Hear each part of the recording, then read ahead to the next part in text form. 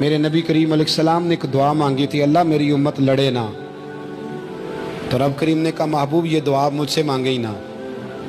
اس میں بھی اس کی حکمت ہے کہ آپ کو حق پہچاننا ہے، خدا را اللہ پہ چھوڑیں۔ ہم بڑے بے حوصلہ ہیں، ہم بڑے کمزور ہیں، ہمیں تو اللہ تعالیٰ خیر کرے۔ اب تو زمانے میں جو دوائی سب سے زیادہ بکنی چاہیے وہ وہم کی دوائی ہے، وہ سب سے زیادہ بکنی چاہیے۔ ہر چوتھا آدمی اس وہم کا شکار ہے کہ جانے کیا ہو جائے گا، کچھ بھی نہیں ہوگا، وہی ہوگا جو منظور ہے۔ آپ کو تو ماشاءاللہ یاد ہے، وہی ہوگا جو منظور ہے۔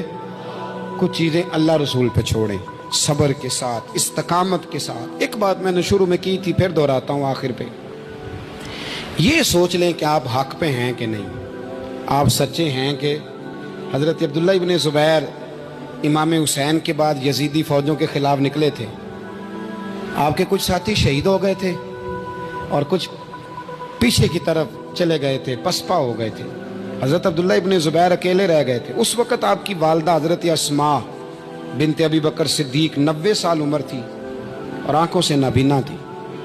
فرماتے ہیں میں اپنی اماں سے مشورہ کرنے آیا، میں نے کہا اماں میرے کچھ ساتھی پیچھے چلے گئے، کچھ شہید ہو گئے، میں جہاد میں اکیلا رہ گیا ہوں، حکم کیا ہے؟ تو اماں کہنے لگی عبداللہ پہلے یہ بتا تو حق پہ ہے کہ نہیں؟ میں نے کہا اماں ہوں تو میں حق پہ، پر مجھے تیری بڑی فکر ہے، تیری 90 سال عمر ہے، یہ تو میرے جو مقابلے والے ہیں یہ تو بڑے سخت گیر لوگ ہیں، میری لاش کے ٹکڑے ٹکڑے کر دیں گے، تو برداشت کر لے گی؟ تو حضرت اسماء نے پتہ کیا دلیرانہ جواب دیا تھا کہ بیٹا بکرے کو تکلیف صرف ذبح ہوتے وقت ہوتی ہے، جب اس کی کھال اتارتے ہیں پر اسے کوئی تکلیف نہیں ہوتی، جب اس کے ٹکڑے ٹکڑے کرتے ہیں اسے کوئی تکلیف ہے۔